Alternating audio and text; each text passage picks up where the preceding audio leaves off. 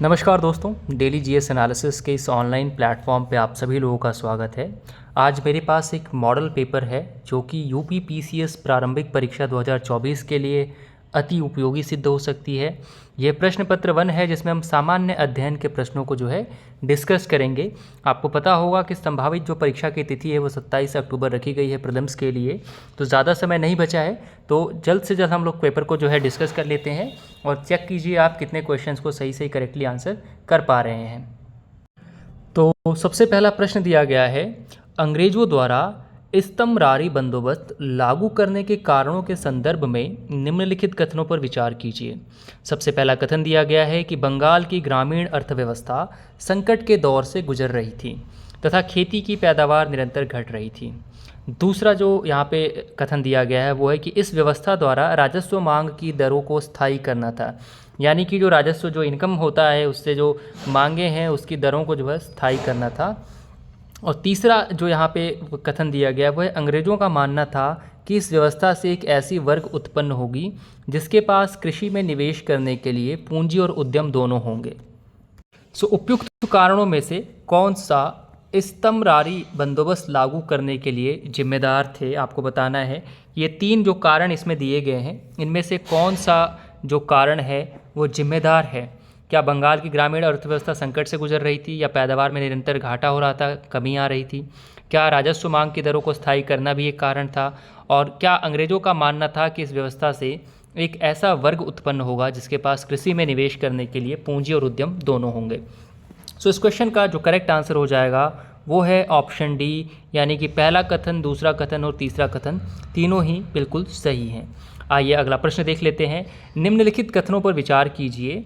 दारबुक्शोक दौलत बेग ओल्डी, जिसे हम DSDBO सड़क लेह को काराकोरम दर्रे से जोड़ती है, जो लद्दाख को चीन के शिनजियांग प्रांत से अलग करता है।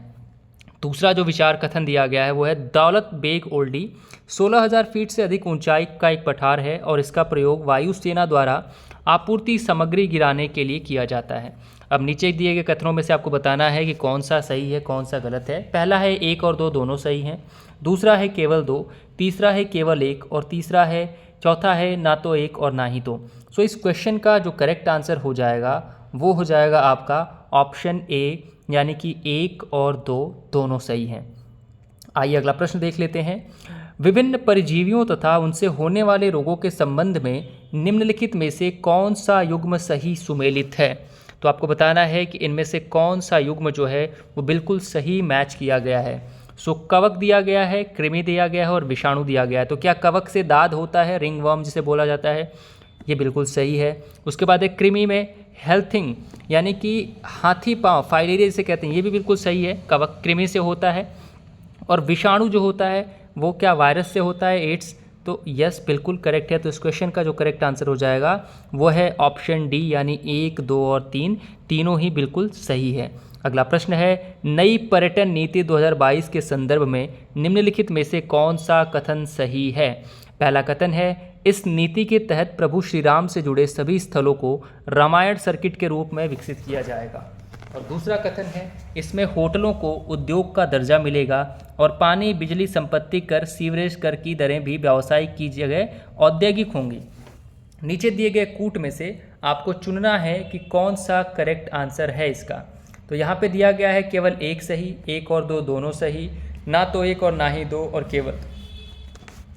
इस क्वेश्चन का जो करेक्ट आंसर हो जाएगा वो है ऑप्शन बी, यानी कि 1 और 2 दोनों ही कथन सही हैं। यानी कि नई पर्यटन नीति 2022 के संदर्भ में इस नीति के तहत प्रभु श्री राम से जुड़े सभी स्थलों को रामायण सर्किट के रूप में विकसित किया जाएगा। इसमें होटलों को उद्योग का दर्जा मिलेगा और पानी, बिजली, संपत्ति कर, सीवरेज कर की सभी दरें भी व्यवसायिक की जगह औद्योगिक होंगी। आइए अगला प्रश्न देख लेते हैं। ज्वालामुखी के संदर्भ में, यानी ज्वालामुखियों के संदर्भ में निम्नलिखित में से कौन सा कथन सही है। ठीक है जी। पहला है, शील्ड ज्वालामुखी पृथ्वी की सबसे विशाल ज्वालामुखी है। और दूसरा है, मिश्रित ज्वालामुखी कम विस्फोटक होते हैं। नीचे दिए गए कूट में से आपको सही उत्तर को चुनना है। कूट है कि केवल 1 सही, 1 और 2 दोनों सही, केवल 2 सही और ना तो 1 और ना ही 2। सो इस क्वेश्चन का जो करेक्ट आंसर हो जाएगा वो है ऑप्शन ए, यानी कि केवल 1 सही, यानी कि शील्ड ज्वालामुखी पृथ्वी के सबसे विशाल ज्वालामुखी में आते हैं। अगला प्रश्न है, निम्नलिखित में से कौन से युग्म सही सुमेलित नहीं है। सो ध्यान दीजिएगा, यहाँ पे नहीं है पूछा गया है। कई बार है और नहीं है में हम कंफ्यूज हो जाते हैं और गलती से आंसर जो है उल्टा लिख करके आ जाते हैं। सो सबसे ऊपर दिया गया है भूतापीय ऊर्जा के स्थल और दूसरा दिया गया है राज्य। ठीक है, तो आपको इसमें से बताना है कि कौन सा करेक्टली मैच नहीं किया हुआ है। ठीक है जी, तो सबसे पहला है तातापानी यानी कि छत्तीसगढ़, बिल्कुल सही है। उसके बाद है मणिकरण महाराष्ट्र, जो कि एक संदेह में है, जो कि गलत है मेरे हिसाब से। तो उसके बाद है ब्रकेश्वर पश्चिम बंगाल, सही है। और तुआ जो है ये आपका गुजरात में है, ये भी बिल्कुल सही है। लेकिन जो मणिकरण है ये इनकरेक्ट है। इस क्वेश्चन का जो करेक्ट आंसर होगा, मणिकरण जो है ये आपका हिमाचल प्रदेश में पड़ता है, ना कि महाराष्ट्र में। आइए अगला प्रश्न देख लेते हैं। अगला प्रश्न है, दिल्ली सल्तनत के निम्नलिखित राजवंशों को कालानुक्रम में व्यवस्थित कीजिए। पहला है खिलजी, फिर सैयद, फिर तुगलक और फिर लोधी। तो आपको बताना है कि कालक्रम अनुसार कौन से पहले आए, कौन से बाद में आए, कौन कौन से किस जो है सेगमेंट में रहे, इनकी जो है क्रम क्या रहेगा। तो इसको जो है अगर आप देखेंगे ध्यान से, तो सबसे पहला जो है 1, 2, 4 और 3 यानी कि खिलजी, सैयद, उसके बाद लोधी और तुगलक दिया गया है। फिर दूसरा जो दिया गया है वो है 1 यानी कि खिलजी, तुगलक, उसके बाद सैयद और लोधी। और फिर दूसरा है सैयद, खिलजी, तुगलक और लोधी। और चौथा ऑप्शन दिया गया है आपको तुगलक, खिलजी, लोधी और सैयद। तो आपको बताना है इनमें से कौन सा ऑप्शन करेक्ट रहेगा। तो इस क्वेश्चन का जो करेक्ट आंसर रहेगा वो है ऑप्शन बी, यानी कि सबसे पहले खिलजी आए, फिर तुगलक आए, फिर उसके बाद सैयद आए और लोधी आए। लोधी सबसे लास्ट में आए।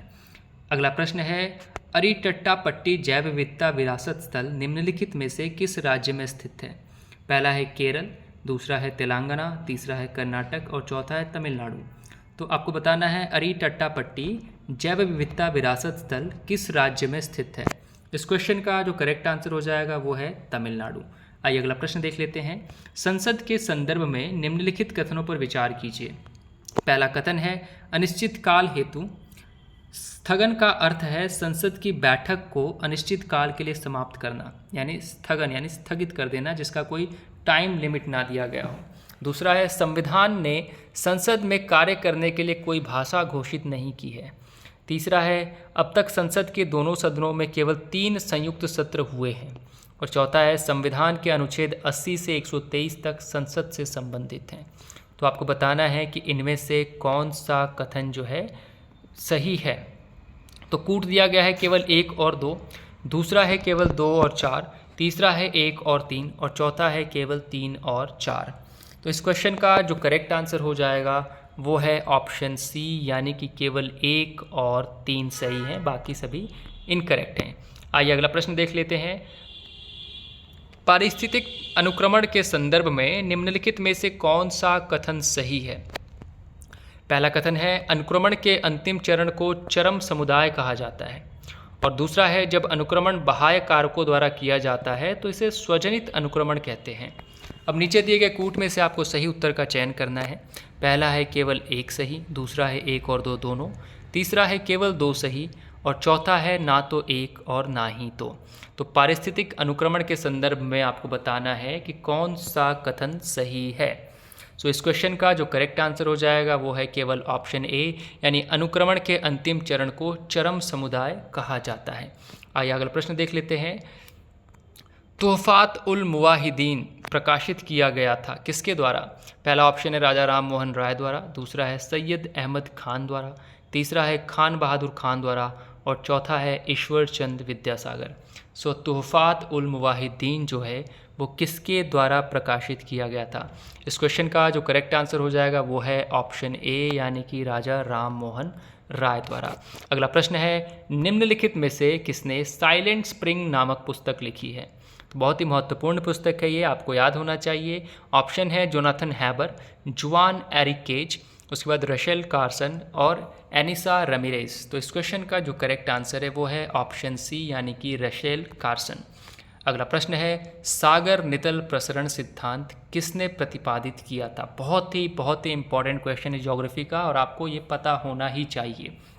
तो सागर नितल प्रसरण सिद्धांत के बारे में पूछा गया है कि इसे किसने प्रतिपादित किया था। पहला ऑप्शन है हैरी हेस, दूसरा है अल्फ्रेड वैगनर, तीसरा है मैकेंजी तथा पार्कर और चौथा है उपयुक्त में से कोई नहीं। सो इस क्वेश्चन का जो करेक्ट आंसर हो जाएगा वो है ऑप्शन ए यानी कि हैरी हेस द्वारा। अगला प्रश्न है, निम्नलिखित में से किसे प्रोटीन संश्लेषण का स्थान कहा जाता है? प्रोटीन संश्लेषण का स्थान पूछा गया है, ध्यान दीजिएगा। तो ऑप्शंस में दिए गए हैं लाइसोसोम, राइबोसोम, गोल्गी काय या अंतर्द्रव्यी जलिका। तो आपको इस क्वेश्चन का आंसर बताना है कि किसे प्रोटीन संश्लेषण का स्थान कहा जाता है। इस क्वेश्चन का जो करेक्ट आंसर हो जाएगा वो है ऑप्शन बी, राइबोसोम। अगला प्रश्न देख लेते हैं, हाल ही में समाचारों में रहा स्वालबार्ड निम्नलिखित में से किस महासागर में स्थित एक द्वीप समूह है? द्वीप समूह पूछा गया है, तो आपको बताना है स्वालबार्ड कौन से महासागर में स्थित एक द्वीप समूह है। पहला ऑप्शन है प्रशांत महासागर, दूसरा है हिंद महासागर, तीसरा है अटलांटिक महासागर और चौथा है आर्कटिक महासागर। तो आपको बताना है स्वालबार्ड कौन से महासागर का एक द्वीप समूह है। इस क्वेश्चन का जो करेक्ट आंसर है वो है आर्कटिक महासागर यानी कि option D is the correct answer. अगला प्रश्न है, फिरोज शाह तुगलक के शासनकाल में खराज और जगात थे। बहुत ही इंपॉर्टेंट क्वेश्चन है, ऐसे क्वेश्चंस अक्सर यूपीएससी में भी पूछा जाता है और पीसीएस के लिए तो ये फेवरेट सवाल है उन लोगों का। तो सबसे पहला ऑप्शन है कर, गुलाम, सिक्के या समिति। तो खराज और जकात क्या थे आपको बताना है। सो इस क्वेश्चन का जो करेक्ट आंसर हो जाएगा वो है कर, यानी कि एक तरीके का टैक्स होता था खराज और जकात फिरोज शाह तुगलक के शासनकाल में, ये भी याद रखना है जी। ठीक है जी। अगला क्वेश्चन है, हाल ही में एयर इंडिया निम्नलिखित में से किस राज्य में दक्षिण एशिया का सबसे बड़ा उड़ान प्रशिक्षण स्कूल स्थापित करने जा रहा है? सो एयर इंडिया जो है दक्षिण एशिया का सबसे बड़ा उड़ान प्रशिक्षण फ्लाइंग स्कूल जो है बनाने जा रहा है। तो कौन सी जगह पे बनाएगा, किस राज्य में बनाएगा आपको बताना है। पहला ऑप्शन है महाराष्ट्र, दूसरा है राजस्थान, तीसरा है आंध्र प्रदेश और चौथा है गुजरात। तो एयर इंडिया का सबसे बड़ा दक्षिण एशिया का जो फ्लाइंग स्कूल है वो बनाया जाने वाला है महाराष्ट्र में। Option A is the correct answer. अगला प्रश्न है, सर्वप्रथम न्यायिक सक्रियता की अवधारणा निम्नलिखित में से किस देश में विकसित हुई? न्यायिक सक्रियता की अवधारणा के बारे में बताना है। सबसे पहला ऑप्शन दिया गया है यूके, दूसरा है यूनाइटेड स्टेट्स ऑफ अमेरिका, संयुक्त राज्य अमेरिका, तीसरा है ऑस्ट्रेलिया और चौथा है रूस। तो इस क्वेश्चन का करेक्ट आंसर हो जाएगा ऑप्शन बी, संयुक्त राज्य अमेरिका। अगला प्रश्न है, वायुमंडल में आर्गन का प्रतिशत कितना है? साइंस एंड टेक्नोलॉजी से रिलेटेड क्वेश्चन आ गया आपके सामने। वायुमंडल में आर्गन का प्रतिशत कितना है बताना है।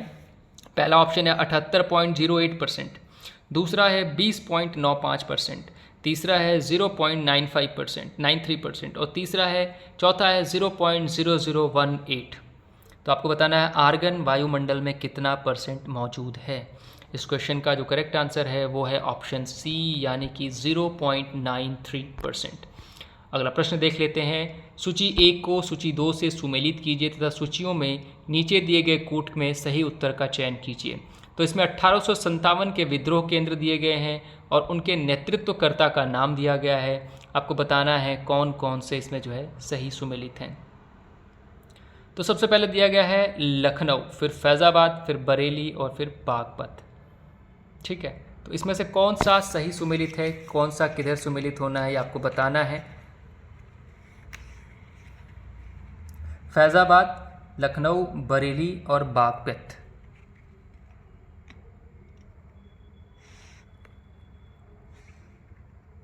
एक बार फिर से ऑप्शंस को ध्यान से देख लीजिएगा, क्योंकि जो पहला है यानी कि जो सी है, ये जो पहला है लखनऊ, एक किससे मैच करेगा आपका? चौथे से लखनऊ यानी कि बेगम हज़रत महल। उसके बाद क्या आएगा आपका? फैज़ाबाद किसके हाथ में था? तो ये था मौलवी अहमदुल्ला खान के हाथ में। फिर उसके बाद आएगा बरेली, बरेली का नेतृत्वकर्ता कौन था? तो ये हो जाएंगे आपके खान बहादुर खान। और उसके बाद बागपत बचेगा, तो ये आएगा शाह मल के नाम से।